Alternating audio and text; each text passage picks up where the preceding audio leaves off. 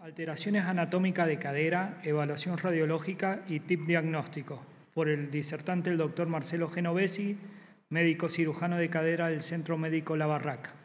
Muchas gracias por la invitación a todo el grupo, a Mauro, un amigo, y mi nombre es Marcelo Genovesi, soy de Mendoza, y la idea es tratar de hablar un poco de lo que son las alteraciones anatómicas de la cadera, sobre todo lo que es la evaluación radiográfica, que es una cosa que nosotros la tenemos que utilizar día a día.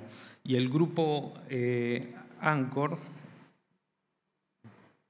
¿cómo se ve?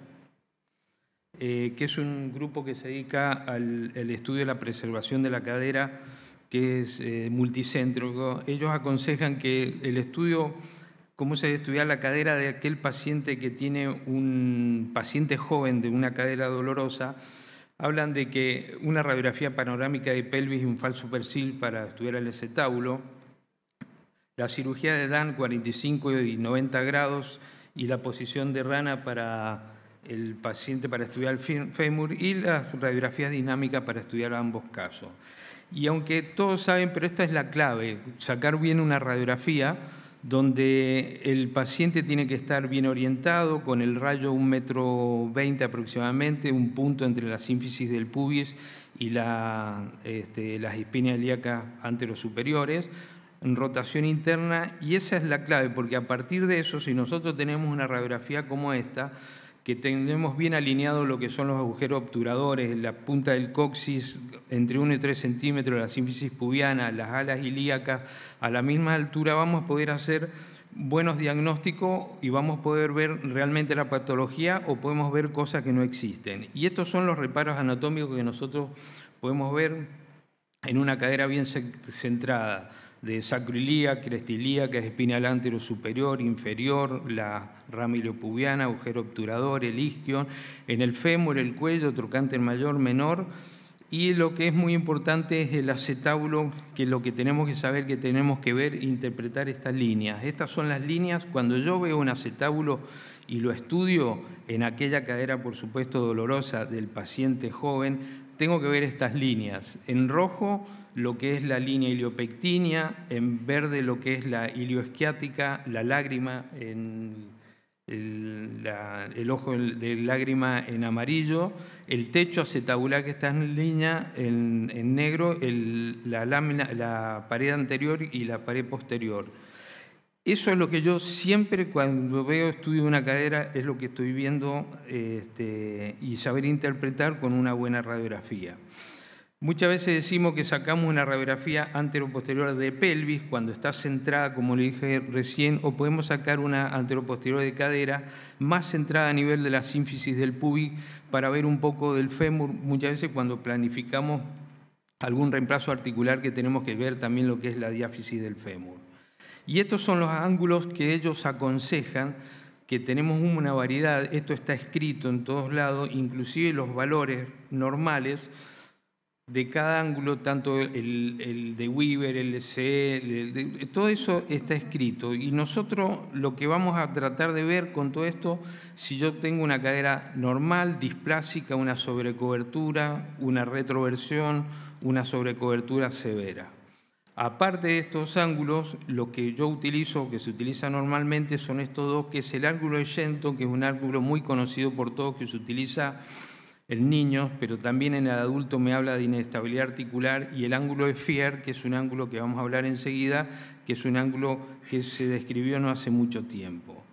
Y la otra incidencia radiográfica que es muy importante es el falso perfil, que se saca de la manera que está escrito ahí, que está dibujado ahí, a 45 grados con el chasis, con el pie que vamos a estudiar paralelo al chasis, y esa es una incidencia radiográfica que me va a hablar de la cobertura anterior del acetábulo, que también es muy importante. Como decía recién, hay un montón de ángulos que los van a poder encontrar, cómo se leen y los valores normales, pero lo importante de todo es para qué lo utilizamos. Nosotros, ¿qué queremos buscar con cada ángulo? Si yo quiero ver cobertura acetabular, utilizo el ángulo de Weaver, el ángulo de Tonis, el ángulo de Sharp, la cobertura el porcentaje de cobertura femoral y el ángulo de la cobertura anterior del acetábulo, como mostraba en el falso perfil. Esos son los ángulos que más utilizamos.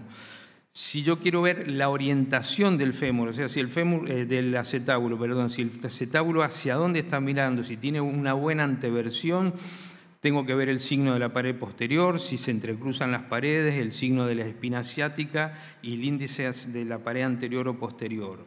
Si yo quiero ver si hay una inestabilidad articular, busco el arco del Shenton, la lateralización de la cabeza femoral y en una radiografía cuando se separa la cabeza femoral y el ángulo de Fier son los tres ángulos que más utilizo, y a nivel del fémur lo que más utilizamos es el ángulo alfa, el ángulo del cuello, la torsión femoral y la anteversión femoral. Eso es más o menos, más allá que sepan cómo se mide cada uno, lo que es importante saber para qué nosotros lo tenemos que utilizar. Y voy a dar un poco un ejemplo de cada uno de ellos. Por ejemplo, el ángulo de Weber, que nos va a dar la cobertura acetabular. Weber en 1939 clasificó, dijo de este ángulo, y él hablaba de que el riesgo de progresión de la artrosis en aquellos pacientes asintomáticos, y decía, si tienen más de 25 grados se considera normal, menos de 20 grados se considera displásico, y entre 20 y 25 grados, decía, eran límite. Pero decía dos cosas importantes, que son pacientes asintomáticos, y hablaba de caderas limítrofe. Y realmente este fue un ángulo que se convirtió para todos en un predictor para toma de decisiones quirúrgicas, también para controles postquirúrgicos. Pero en realidad después empezaron a hablar mucho de lo que es la cadera limítrofe o borderline, y hablaban entre 20 y 25 grados. Y como decía Weber, eran pacientes asintomáticos, pero en realidad el término displasia límite no se puede medir por un ángulo, porque ya estamos dentro de una displasia y el predictor de los síntomas es el daño intraarticular. Entonces nosotros no podemos hablar de una cadera que es borderline por 20-25 grados, sino por el daño intraarticular. Y un solo ángulo no me puede dar la clasificación de esto. ¿Es displásica o no es displásica? ¿Es estable o no es estable? Otro de los ángulos que se habla mucho, que es muy fácil de tomar, es el porcentaje de la cabeza femoral que queda descubierta.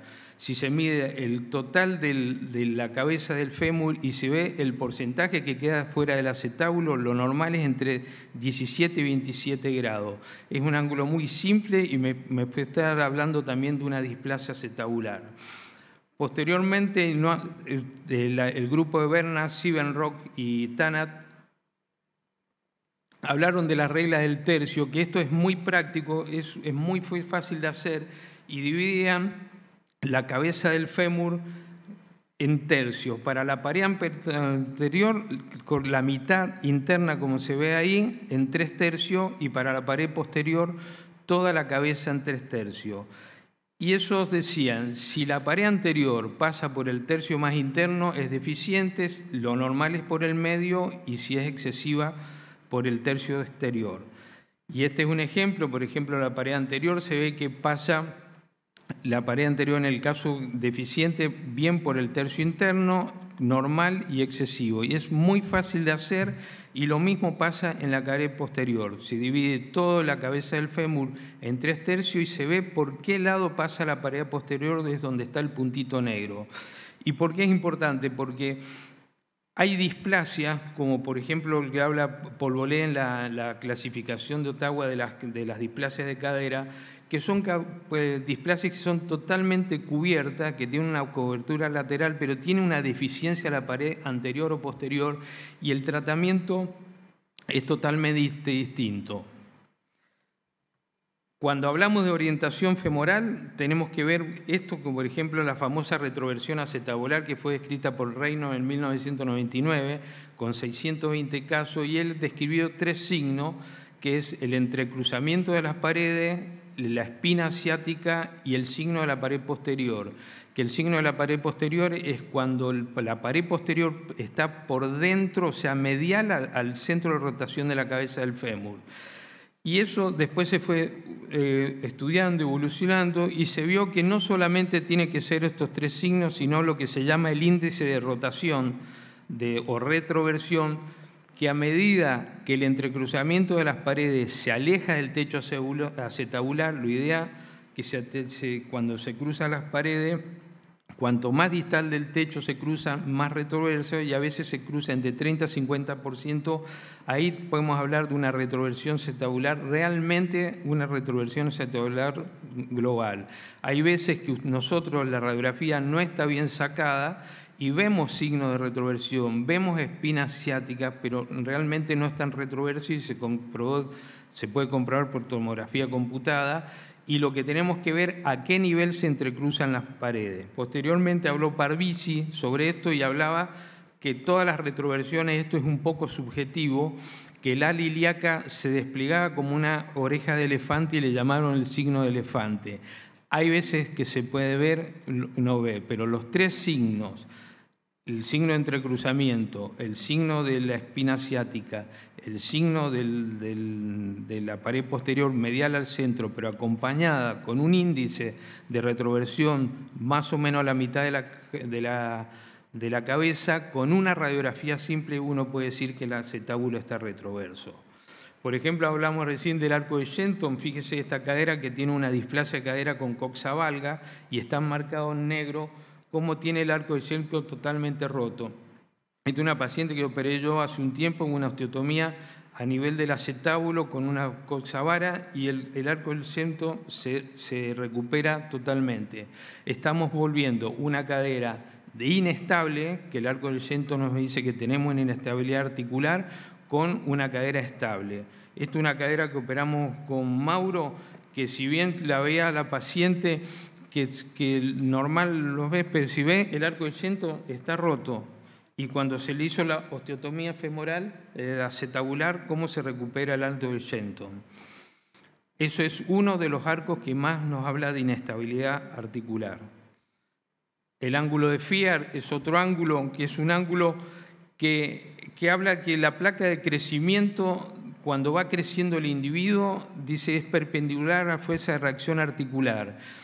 Es un ángulo dinámico, que es un ángulo que te habla actualmente de inestabilidad articular. Se da por una línea que pasa por el centro medio de la epífisis de la cabeza del fémur, con una línea que va por el borde superior del acetábulo, es el mismo ángulo, la misma línea que se utiliza en el ángulo de Tonis.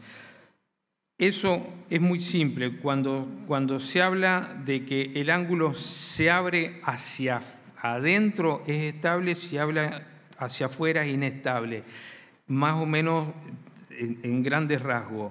Lo importante, dice que cuando un paciente, si tiene joven, que tiene un Weber entre 20 y 25 grados, que es lo que hablaba él de la displasia limítrofe, pero tiene un Fier que sea de 2 grados o menos, del 90% la posibilidad que sea una cadera estable. Si es un ángulo que se abre hacia afuera más de 2 grados, es una cadera inestable.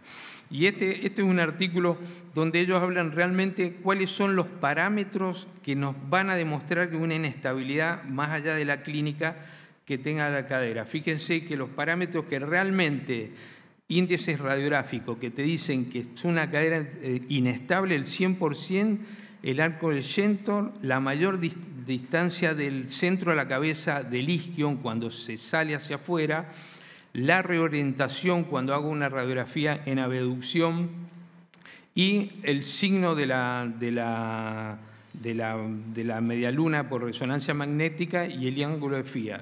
O sea que el Shenton y el Fier son 2 ángulos que nosotros los podemos medir radiográficamente, y en aquel paciente doloroso que probablemente se hacen laxos y nos dan positivo, no hablan de inestabilidad. Hay parámetros que muchas veces están frecuentes, como el LCA, que es el ángulo de Weber, o el de Tonis, y la anteversión del cuello femoral, todo eso tan frecuente, pero no son como los anteriores que realmente nos hablan de inestabilidad. Y aquellos parámetros que nosotros los podemos encontrar como la hipertrofia del labrum, que no quiere decir que cuando tengamos siempre una hipertrofia del labrum, si una paciente totalmente inestable, y el aumento del hilio capsulares, que son estudios por resonancia magnética. Por ejemplo, esta es una chica que tiene 16, 17 años, que vi hace poco, que tiene, si lo medimos, tiene un arco del centro normal, un tonis, o sea, un Weber de 18 grados, o sea que estamos hablando por un ángulo displásico, que tiene un FIAR de 6 grados. Tenemos dos ángulos que nos hablan que es estable, porque tiene un Gento y un FIAR dentro de lo normal, a pesar que tiene un ángulo de Weber y un ángulo de tonis aumentado, y fíjense, es laxa, pero no tiene sintomatología. Esto podemos decir que a pesar de que nosotros entraría dentro de la clasificación una displasia borderline o una displasia importante, clínicamente está normal y la paciente no tiene sintomatología, solamente hay que observarla y nada más. O sea, midiendo radiográficamente en el examen, podemos decir que esta paciente por ahora no hay que operarla. A nivel del fémur, como decíamos, tenemos las DAN a 90 grados, las DAN a 45 grados, la posición de rana, son todas, o la lateral cruzada, nos dan una información bastante similar, que es lo que estamos buscando, la deformidad del fémur, lo que se le llama deformidad en mango de pistola, para ver el CAM y para ver el ángulo alfa. El ángulo alfa es muy importante para ver en el pinzamiento femoroacetabular o estudiar el offset femoral, que el offset femoral, estos dos ángulos nos van a dar si la paciente tiene un CAM acompañado a lo mejor de un pincer o una inestabilidad o una displasia, para ver cuál es el tratamiento. Eso en general son los ángulos que nosotros podemos utilizar diariamente, y el otro ángulo que es muy importante, que yo lo estudio en todos los pacientes, que se hace bajo tomografía computada, es la anteversión femoral, que es una línea que pasa por los cóndilos posteriores y una línea que pasa por el cuello femoral, y es muy importante porque muchos pacientes van a tener una cadera normal, pero tienen una alta torsión femoral y van a ser inestables. Esto es solamente un artículo que últimamente ya por como es inteligencia artificial se están sacando los ángulos con una efectividad, son artículos nuevos que han salido, que es muy importante, pero más allá que lo haga la máquina o lo hagamos nosotros, lo importante es saber para qué nosotros podemos utilizar el ángulo acompañado con la clínica. Entonces, como conclusión, la radiografía de cadera sigue siendo un estudio imprescindible, acompañado de la clínica médica. Es muy frecuente que nosotros veamos en nuestro consultorio que nos vienen al paciente con la resonancia u otro estudio, con contraste y todo, pero no tienen radiografía. Siempre la radiografía primero. La medición de los ángulos sirve para planificar la cirugía y para controlar el postquirúrgico. Es confiable, es objetiva, reproducible y de flash exceso. Cualquiera puede tener un acceso a una radiografía. Hay ángulos para estudiar distintos tipos de patología de cadera y se deben acompañar siempre de clínica y algunos otros estudios por imágenes como una tomografía, una ecografía, una resonancia magnética. Muchísimas gracias.